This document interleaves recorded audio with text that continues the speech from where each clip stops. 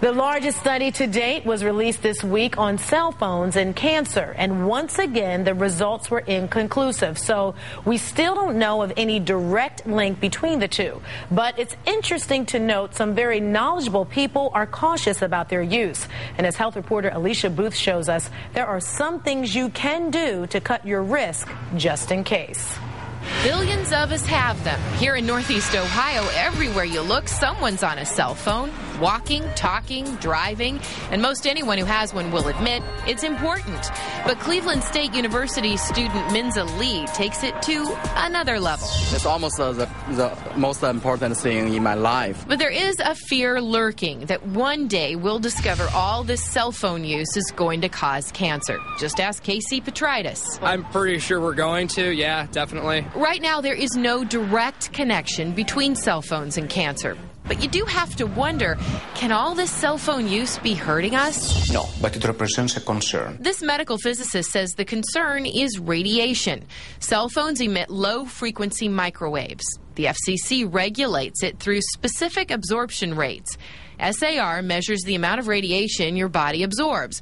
The U.S. limit is 1.6 watts per kilogram. What does that mean? The regulatory level that the government allows is so low that if I radiate your brain constantly with that amount, the temperature of your brain will increase by 2 degrees Fahrenheit. 2 degrees Fahrenheit is a very mild headache. Still, every week, Dr. Dimitrianis gets questions from patients about a possible link between their cancer and cell phone use. He tells his patients about the lack of medical evidence, but is concerned that time will prove the research wrong.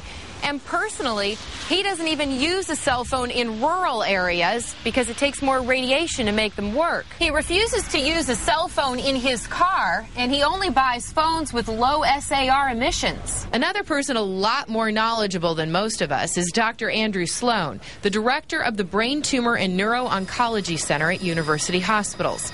He doesn't stay up nights worrying about his own risk, but you will rarely see this brain surgeon with his cell phone to his ear. I don't know that there's any proof, but why take the risk if you don't have to? Whenever possible, I try to, put it at my desk and use the speakerphone. Here's another way to exercise caution. An organization called the Environmental Working Group has put together this database with FCC data on 1,000 cell phones. According to this group, the BlackBerry 8820 has the highest SAR on the market. Sanyo's Katana 2 has the lowest. But that stuff doesn't seem to matter to the people we spoke with, people like Delisa Carter. We asked her if there were actually a link between cancer and her cell. Would she get a different phone, cut her usage, or even stop using it? It's a 50-50. I'm not sure. Maybe, maybe not. I would have to get more evidence behind it. As for Minza, no amount of evidence is enough. Everything can cause cancer. The best plan of action may lie somewhere in the middle. It's pretty much inescapable. Cell phones are here to stay, and I think we just have to figure out how to use them wisely and safely. On your side, Alicia Booth, News Channel 5. And Dr. Sloan reminds us that the number that's associated with cell phones or talking or texting while driving is that there is a lot of evidence to support all the information that you just heard in that story. If you need more information about cell phone radiation emissions, just go to newsnet5.com. Scanning